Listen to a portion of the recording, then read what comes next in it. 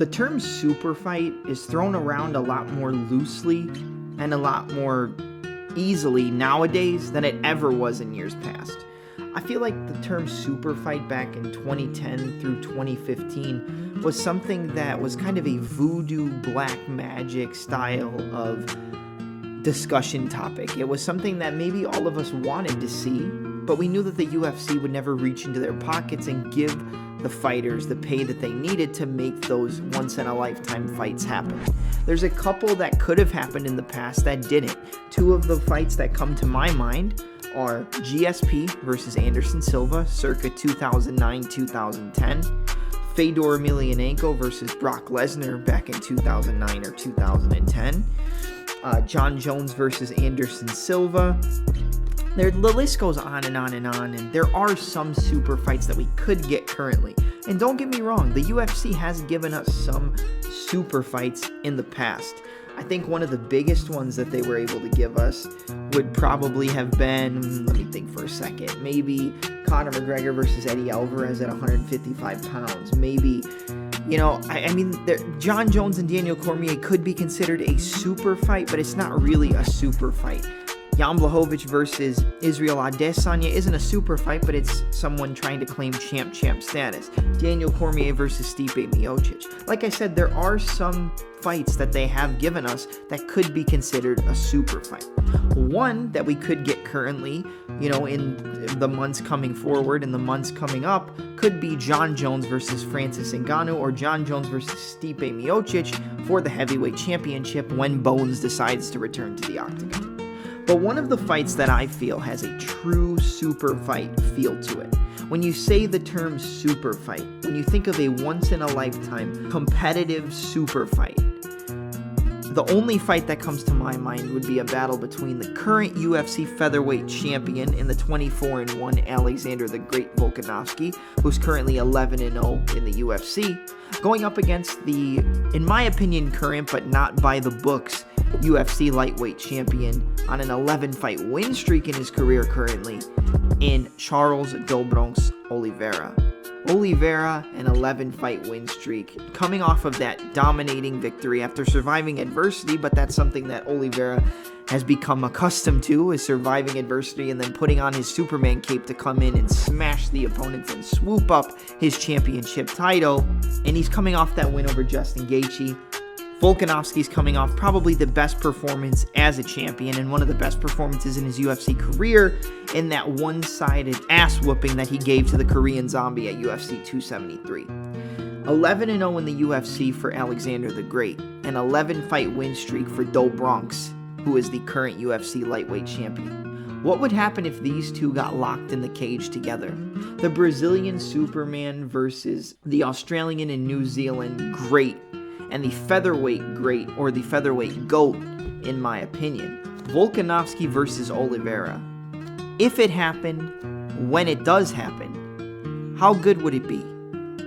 Who would have the advantage?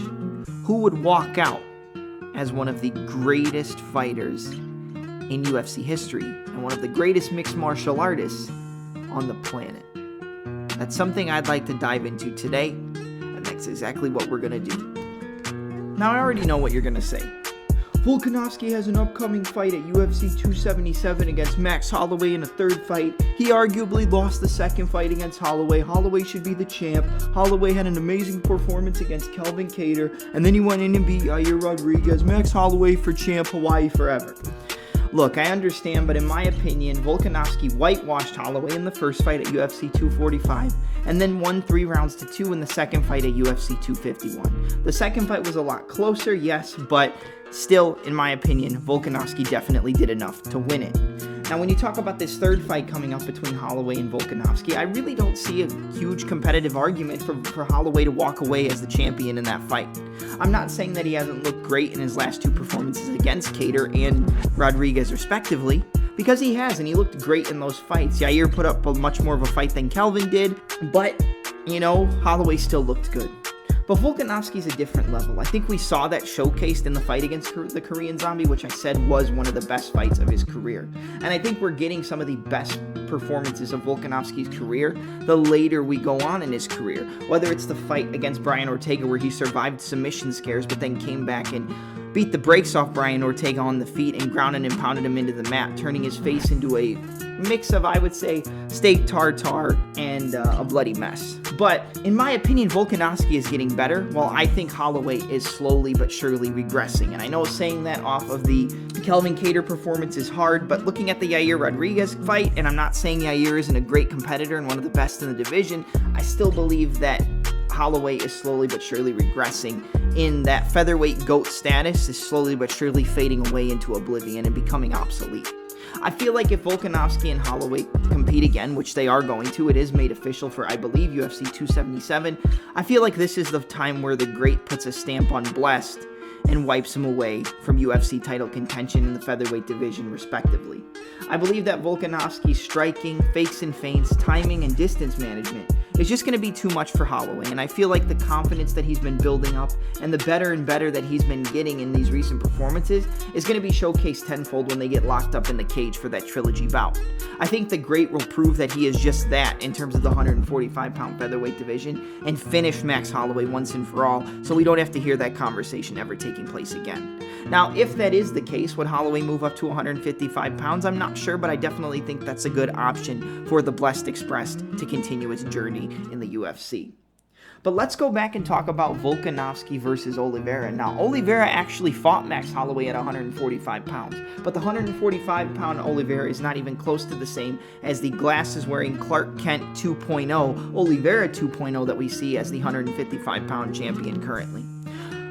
Oliveira did lose the battle to Max Holloway at 145 pounds, so would you be right to say that, oh, well, if Volkanovski beat Holloway the way that he did, then Volkanovski would run through Oliveira? And that could very well be the case if these two do meet. But I don't think it would be that easy, and I think it would definitely be a competitive dream match and a competitive concoction of one of the best fights and most high-level fights we've ever seen in the UFC octagon. I feel like when you break down a potential matchup and a dream matchup between Volkanovski and Oliveira from a technical standpoint, you definitely have to give the advantage in the jiu-jitsu and grappling to Charles Oliveira. I think that goes without saying, and if Oliveira does catch Volkanovski's neck like Brian Ortega did, I think it could close the show quicker than we saw Conor McGregor's ankle snap at UFC 264. And if it stays on the feet, I believe that it would be one of the most competitive fights and one of the most competitive striking matchups in an MMA fan and striking enthusiast or striking purist wet dream, so to speak, between the two of these men. But I still believe Volkanovski would edge it out when it came to the striking. Why? Because of stuff we already mentioned.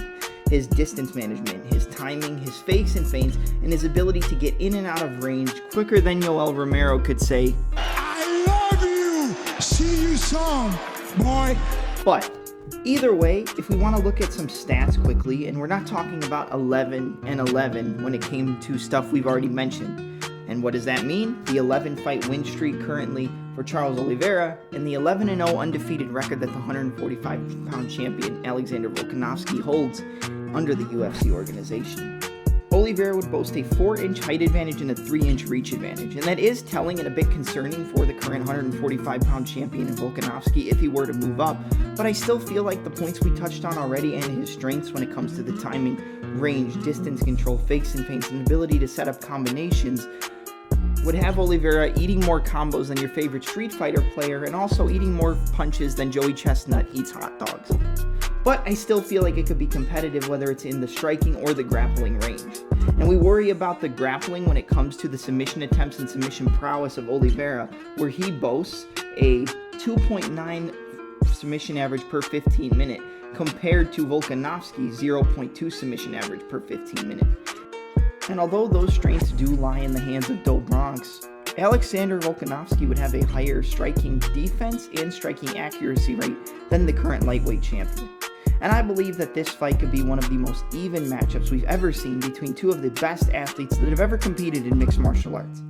And I guess when it all is said and done, we may never see this fight, and this could just be one of the fantasy booking events that MMA fans all around the world and in this YouTube community love to create videos on. And if that's the case, then that would definitely be a shame, because this is one of the best fights we could ever see in MMA, as we've already brought up. But I guess when it's all said and done, if the fight does take place, who do you favor? Do you favor the 145-pound kingpin in Alexander Volkanovski to walk through Oliveira and claim double champ status and become the 155-pound champion?